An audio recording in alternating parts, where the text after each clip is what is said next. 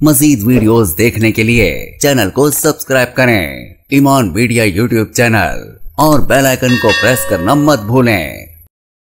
اب میں دعوت خطاب دیتا ہوں ابن شہید قائد ملت سلفیہ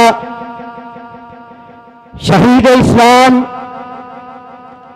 حضرت علامہ احسان الہی ظہیر شہید رحمت اللہ علیہ، اور وہ شہید قائد جن کی للکار یہ تھی کہ غم نہ کرو، ضرورت پڑی تو ہم دیں گے، لہو کا تیل چراغوں میں جلانے کے لیے، اور جن کا اعلان یہ تھا کہ ہم نے ہر دور میں تقدیس رسالت کے لیے وقت کی تیز ہواؤں سے بغاوت کی ہے، چھوڑ کر سلسلہ رسم سیاست کا فسوں فقط اطمینان محمد سے محبت کی ہے۔ دعوت خطاب دیتا ہوں حضرت علامہ معتصم الہی ظہیر صاحب، چیئرمین سیاسی امور مرکزی جمعیت اہل حدیث پاکستان، تشریف لائیں اور اپنے خیالات کا اظہار فرمائیں۔ نعرہ تکبیر، ذرا بلند آواز کر کے نعرہ تکبیر، کھڑے ہو کے اپنے قائد کا استقبال کریں۔ نعرہ تکبیر، عظمت مصطفیٰ، عظمت مصطفیٰ، عظمت مصطفیٰ، شان رسالت، شان رسالت علامہ معتصم الہی ظہیر صاحب۔ جب تک سورج چاند رہے گا، جب تک سورج چاند رہے گا، جب تک سورج چاند رہے گا۔ نحمدہ ونصلی علی رسولہ الکریم۔ بسم اللہ الرحمن الرحیم۔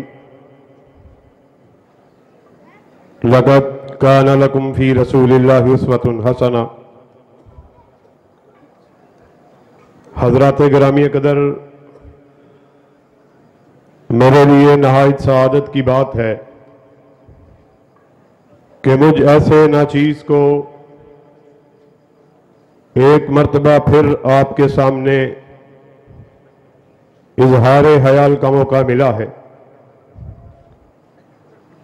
کاموں کی شہر، اس سے ہم سب کو بڑی گہری نسبت ہے کہ یہ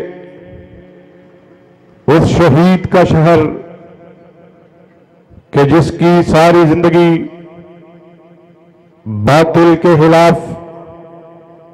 اعلان بغاوت کو کرتے ہوئے گزری ہے، وہ شہید کہ جو ایک حوصلے کا نام ہے، ولولے کا نام ہے، تنتنے کا نام ہے، زمزمے کا نام ہے، ارتداد کے خلاف حق بات کو کہنے کا نام ہے، الحاد کے خلاف ڈٹ جانے کا نام ہے، دفاع صحابہ کے لیے کٹ جانے کا نام ہے، اور ختم نبوت کے لیے مٹ جانے کا نام ہے۔ میری مراد جناب مولانا حبیب الرحمان یزدانی رحمت اللہ علیہ کہ آپ کے تاریخی الفاظ، اہل حدیثوں، تمہیں تمہارا اہل حدیث ہونا مبارک ہو کہ تم کائنات کا وہ واحد گروہ ہو جنہوں نے اس بات کا اعلان کر دیا، کائنات کے باسیوں سن لو، اہل حدیث کے سر کا مالک، عرش کا خدا، اہل حدیث کے دل کا مالک، مدینہ کا مصطفیٰ، جس طرح اہل حدیث کا سر وحدہ لا شریک کے آستانے کے علاوہ جھک نہیں سکتا، اسی طرح اہل حدیث کا دل کالی کملی والے کی محبت کے علاوہ دھڑک نہیں سکتا۔ ساتھیوں، وہ ہستی اقدس و مقدس کہ آپ کی سیرت کے عنوان سے آج اس بزم کو سجایا گیا کہ ان کی سیرت کو کیوں کر بیان کیا جائے، کہ جس کے بارے میں عرش والے کا خود ارشاد عالی ہے، وَرَفَعْنَا لَكَ ذِكْرَكَ، اے میرے حبیب ہم نے آپ کے ذکر کو بلند کر دیا۔ سریا کی بلندیوں پر کسی کے نام نامی کو رقم کیا گیا تو میرے آقا کے نام نامی کو، اور کاموں کی والوں پھر بلندی کیوں نہ ہو کہ وہ آدم صفی اللہ کے بھی امام، نوح نبی اللہ کے بھی امام، ابراہیم خلیل اللہ کے بھی امام، اسماعیل ذبیح اللہ کے بھی امام،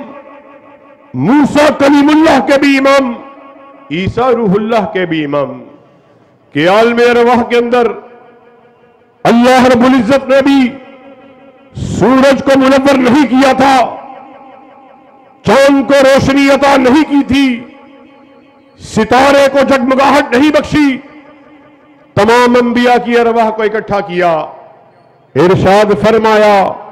سن لو میں تمہیں مسند امامت پر بٹھانے والا، میں تمہیں تاج نبوت کو عطا کرنے والا، میں تمہیں حلیت نبوت کو ہونے والا، مگر سن لو پھر رسول آ جائے، آمینہ کے لال کے آ جانے کے بعد پھر جس کسی نے اپنی بات کو کیا اس کا نام دفتر نبوت سے کاٹ کے فاسقوں میں لکھ دیا جائے گا۔ امن تولی بعد ذالک فاولئک هم الفاسقون۔ اور ساتھیوں، وہ ہستی اقدس و مقدس کہ معراج کی رات جب ساتوں آسمانوں کی سیر کرتے ہوئے آپ مسجد اقصی پہنچے، جبرائیل امین آپ کے ہمراہ، آپ نے مسجد اقصی میں بہت سے خوبصورت اور نورانی چہرے والوں کو دیکھا۔ جبرائیل امین سے سوال کیا، جبرائیل یہ خوبصورت اور نورانی چہرے والے کون لوگ آئے ہوئے؟ جبرائیل نے جواب دیا، آقا آدم سے لے کر عیسیٰ تک 1,24,000 انبیاء آئے ہوئے۔ جبرائیل یہ یہاں پر کیوں آئے؟ آقا یہ یہاں پر نماز کو ادا کرنے کے لیے آئے۔ جبرائیل یہ نماز کو ادا کیوں نہیں کرتے؟ آقا ان کو اپنے امام کا انتظار ہے۔ جبرائیل ان کا امام کون ہے؟ جبرائیل امین نے آقا کائنات کو کاندھا اقدس سے پکڑا اور مصلی امامت پر کھڑا کر دیا۔ اور ساتھیوں، یہ جو ستمبر کا مہینہ چل رہا، اس کی خاص بات ایک تو اللہ کے فضل و کرم سے پاکستانی ہونے کے ناطے ہم افواج پاکستان کو سلام پیش کرتے ہیں کہ جنہوں نے جس جرأت اور بہادری سے دشمن کا مقابلہ کیا۔ ایک تو ستمبر کے مہینے کی یہ خاص بات ہے، اور دوسری خاص بات جس کا تعلق ہمارے آج کے موضوع سے ہے، اللہ کے فضل و کرم سے یہ وہی مہینہ ہے کہ آج سے 50 سال قبل قادیانیوں کو اس ملک میں کافر قرار دیا گیا، اور آج آپ نے دیکھا تمام مکاتب فکر کے لوگ، تمام مسالک کے لوگ 2024 کے ماہ ستمبر کو گولڈن جوبلی کے طور پہ منا رہے۔ اللہ کے فضل و کرم سے آپ کے سامنے اس بات کو رکھ دینے کے لیے آئے، اس بات کو بیان کرنے کے لیے آئے کہ جس طرح عقیدہ توحید کسی قسم کی ملاوٹ کا متحمل نہیں ہو سکتا، کاموں کی کہ رہنے والوں یاد رکھو، اس سبق کو آج یہاں سے لے کے جانا ہے۔ جس طرح عقیدہ توحید کسی قسم کی ملاوٹ کا متحمل نہیں ہو سکتا، اسی طرح عقیدہ ختم و نبوت اس میں کسی قسم کی ملاوٹ کی گنجائش موجود نہیں ہے۔ اور یاد رکھو جس کسی نے اس کے اندر پھر گنجائش کو پیدا کرنے کی کوشش کی، پھر اللہ کے فضل و کرم سے یہ علماء اہل حدیث کا اعزاز ہے کہ انہوں نے قرون اولیٰ کے اسلاف کی روایات کو پھر زندہ کر دیا۔ جب انگریز سامراج نے اپنے مقاصد کو پروان چڑھانے کے لیے مسلمانوں کے اندر فرقہ واریت کو پیدا کرنے کے لیے ان کے عقائد کے اندر درار کو ڈالنے کے لیے مشرقی پنجاب اس کے ایک قصبے قادیاں میں مرزا غلام احمد قادیانی کو اپنا اعلی کار بنایا کہ اس کو استعمال کرتے ہوئے مسلمانوں کے عقائد پر ضرب ہائے کاری کو لگایا جائے اور وہ پھر ٹھیک طور پر انگریز سامراج کا اعلی کار بنا۔ 1877 سے لے کر 1891 تک یہ فتنہ انگریز سامراج کی گود میں پرورش پاتا رہا اور اپنے آپ کو مبلغ اسلام کے طور پر عوام کے سامنے پیش کرتا رہا، مگر پھر راز کھلا، بھید کھلا۔ 1891 میں مرزا غلام احمد قادیانی نے مسیح موعود کا دعویٰ دیا۔ 1894 میں محمود مہدی معبود ہونے کے دعوے کو کیا اور پھر آپ سب لوگ جانتے ہیں 1901 میں دعوی نبوت کو کر دیا اور پھر جب تک مرزا 1908 تک زندہ رہا تب تک اپنے اس جھوٹے دعوے پر قائم رہا۔ آپ کے سامنے بات کو اس لیے رکھ رہا کہ اللہ کے فضل و کرم سے اس دور میں بھی اس فتنے کے خلاف سب سے پہلے اگر کسی نے آواز کو اٹھایا تو وہ اہل حدیثوں کے سرحیل جناب بٹالوی رحمت اللہ علیہ، انہوں نے اپنے استاد محترم سید محدث نبی محدث دہلوی کے دستخط کرا کے اور اس وقت کے 200 سے زائد علماء کے فتوی تکفیر پہ سائن کرا کے کہ مرزا غلام احمد قادیانی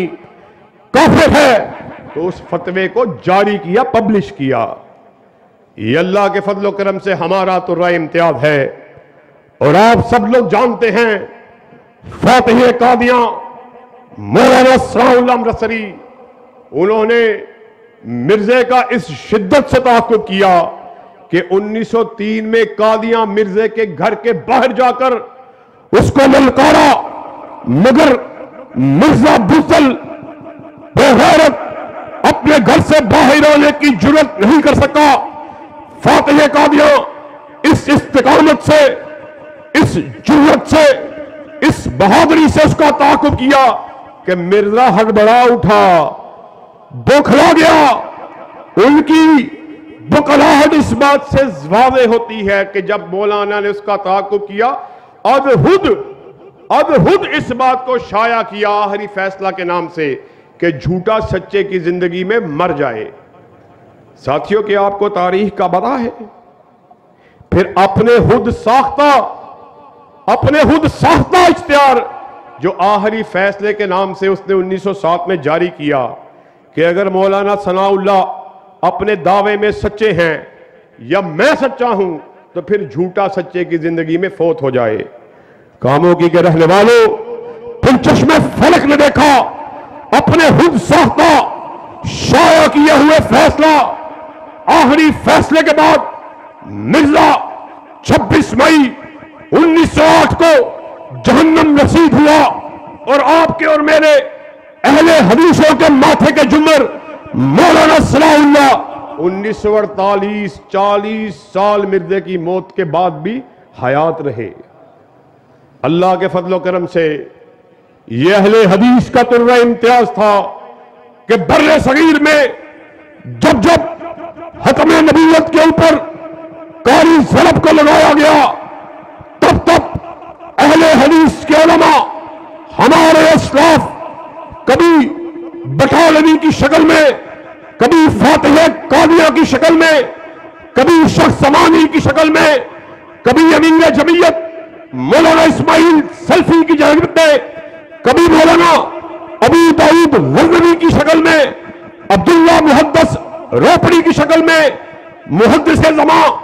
हाफिज मोहम्मद गोंदलवी की शक्ल में, अमीर जमात मौलाना अब्दुल्ला की शक्ल में, शहीद मिल्लत मौलाना हबीबुर रहमान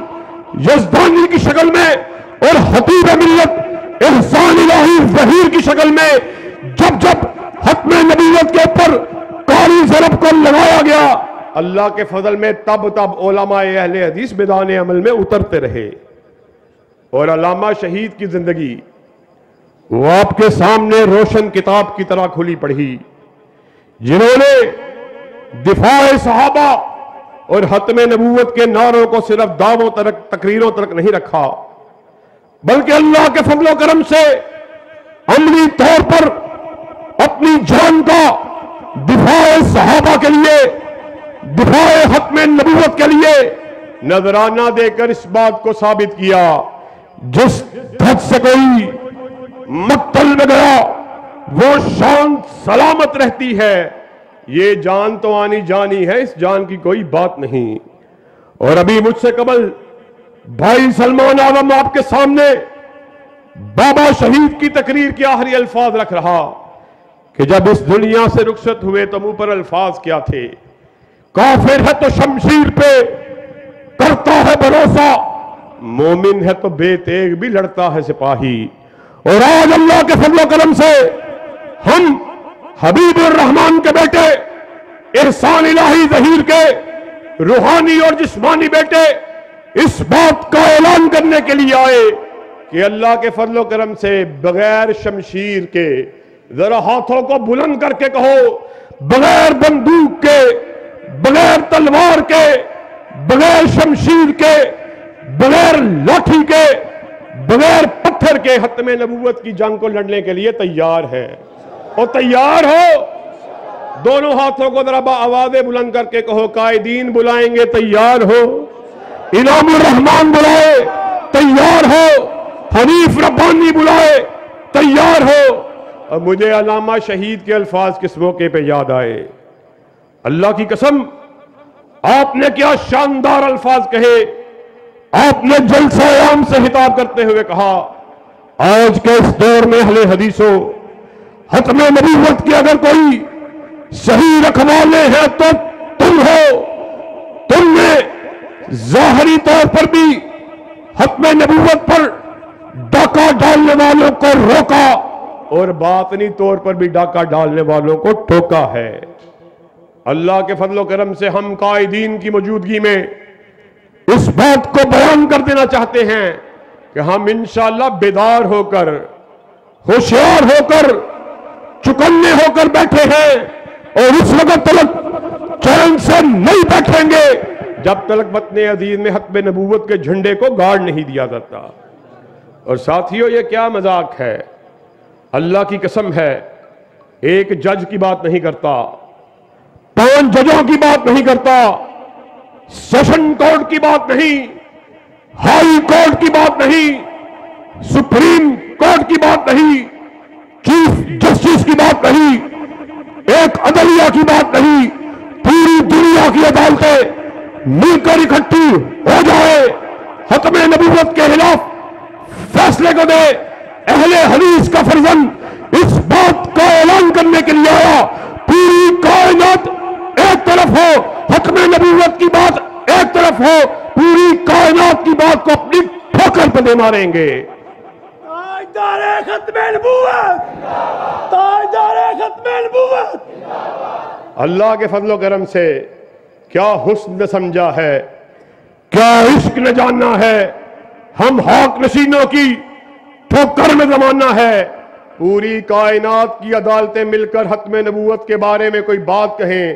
पूरी कायनात की अदालतों का फैसला आकाए कायनात की अदना हदीस का मुकाबला भी नहीं कर सकता। और क्या खत्म नबूवत का दिफा करने के लिए तैयार हो, दिफाए सहाबा के झंडों को लहराने के लिए तैयार हो। फिर एक फैसला आपने किया, ایک بات ہم کیے دیتے ہیں، پھول دل دے کے نکھاریں گے روح بھر کے گلاب۔ ہم نے گلشن کے تحفظ کی قسم کھائی ہے، اور وہ گلشن کسی کے باپ کا نہیں، کسی کی بیٹی کا نہیں، کسی خانزادے کا نہیں، کسی جاگیردار کا نہیں، بلکہ وہ گلشن وہ ہے جس کے دو ہی پھول ہیں، ایک عرش والے کا قرآن ہے، دوسرا کالی کملی والے کا فرمان ہے۔ وآخر دعوانا ان الحمدللہ رب العالمین۔